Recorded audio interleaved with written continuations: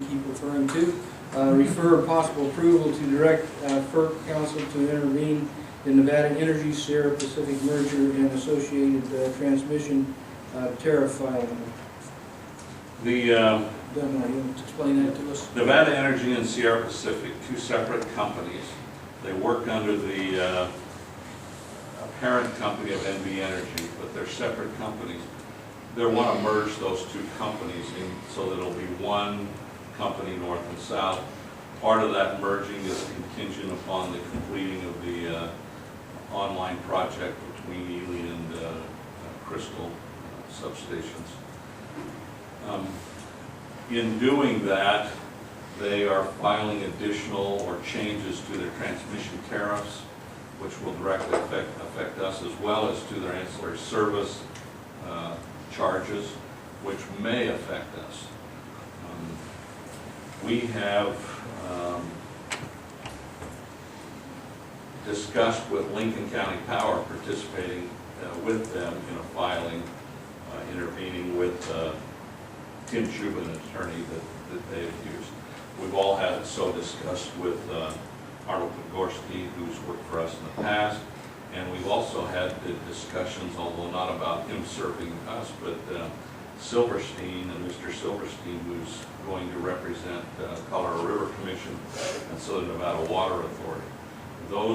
That group will address issues that have some modest effect on us, but they will be addressing those issues on behalf of all the customers. And we are a customer of CRC.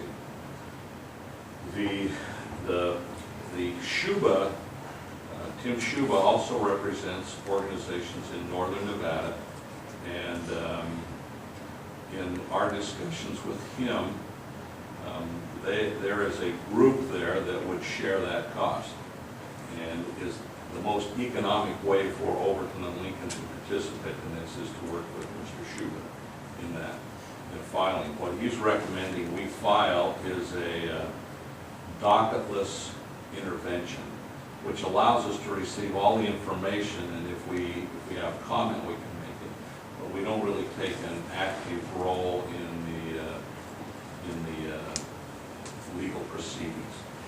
Our goal would be to protect our tri-party agreement we have with Nevada Power, and we believe that would be our number one goal. The second goal would be to minimize the impact of transmission rates that are proposed. Those rates, as proposed, would increase our costs somewhere in the $1 million a year range, which represents about a 5% rate increase to all of our customers brought on by Nevada Power merging with Sierra Pacific. So we'd like to try to minimize that and avoid that. Certainly those transmission charges are one of the areas Colorado River Commission is going to emphasize, as well as Mr. Shuba on behalf of the northern customers. There is a bit of a conflict there on where those funds are allocated. Do you do it more heavily to the industrials, to the residentials?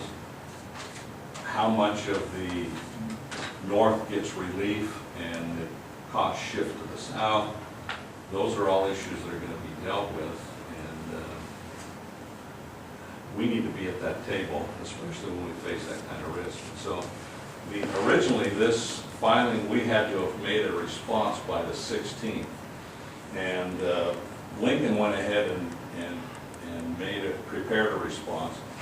There was a continuation till July 1st, so there's now time for us to become involved and proceed in that program. So that's the recommendation, that we enter into an agreement with Mr. Shuba to proceed with a docketless filing and share those costs as were identified in the I think one thing that's important to add is the docketless filing does not prevent us from fully intervening later if we see a need to. So the issue grows. So.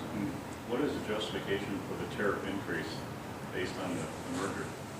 The big thing is that online project rolled into the transmission cost. It's $600 million, which is roughly what I think they have in their transmission program now. So it almost doubles the transmission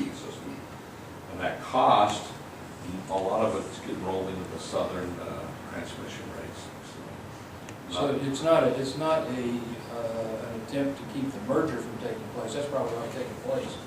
It's an attempt to keep them from passing that transmission cost on to us. It's our goal is to cause the least amount of harm to Overton Power by being involved there.